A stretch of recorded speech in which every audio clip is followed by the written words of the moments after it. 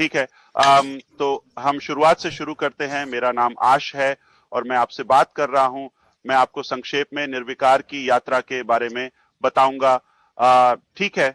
हमने इस यात्रा की शुरुआत 2018 में की और यह समझना महत्वपूर्ण है कि क्या हुआ है और हम कहाँ हैं और हम कहाँ जा रहे हैं। ठीक है, ताकि आप अच्छी तरह समझ सकें। मुझे लगता है आप पारदर्शिता की सराहना करेंगे। हम में से कई लोग बस आए और उन्हें पकड़ने का समय नहीं मिला, इसलिए मैं इसे आपके लिए बहुत आसान बना दूंगा। 2018 में हमने एक डिजिटल मार्केटिंग प्लेटफॉर्म बनाने का निर्णय लिया। इसके पीछे क्या कारण था?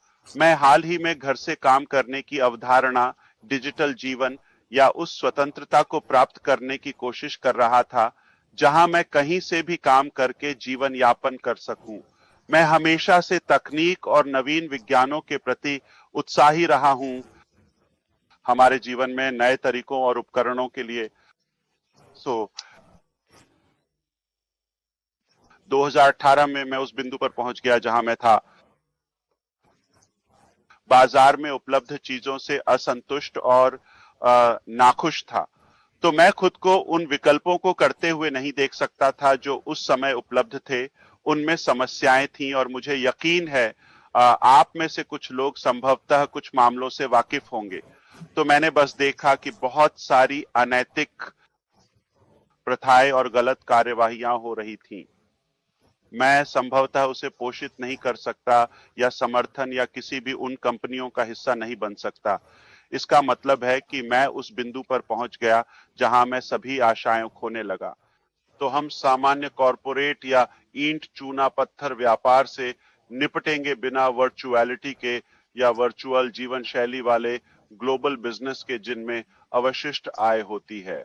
वे सभी सुंदर सिद्धांत जो धुंधला गए हैं, जैसे यह उतना आसान नहीं है जितना हम सोचते थे।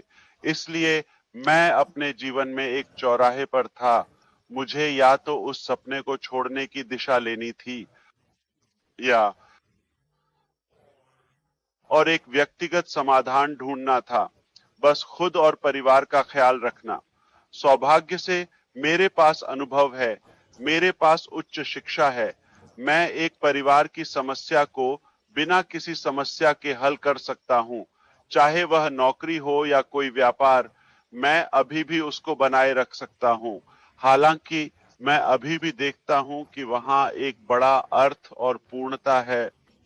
अगर मुझे अपने कार्य के लिए वापसी की तरह एक बड़ा फायदा मिलता जो मेरे और मेरे परिवार से परे होता, तो मैं उस परिणाम से अभी भी वास्तव में असंतुष्ट रहूंगा।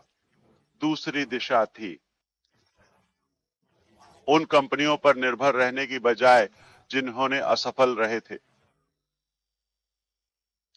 हर बार जब वे देने या बनाए रखने में असफल रहते, मैं सोचता था कि यह एक बड़ा जोखिम होगा, यह एक बड़ी कुर्बानी होगी, यह एक बड़ी कीमत होगी। लेकिन यह सबसे सुंदर बात होगी अगर मैं उस दिशा में जाऊं और मैं प्रभारी होऊं उसी विचारधारा वाले लोगों और दोस्तों के साथ जो व्यापार करेंगे, पर सही तरीके से, साफ तरीके से, जहां पर बिल्कुल हम जैसा चाहते हैं। मूल रूप में ये वही होगा।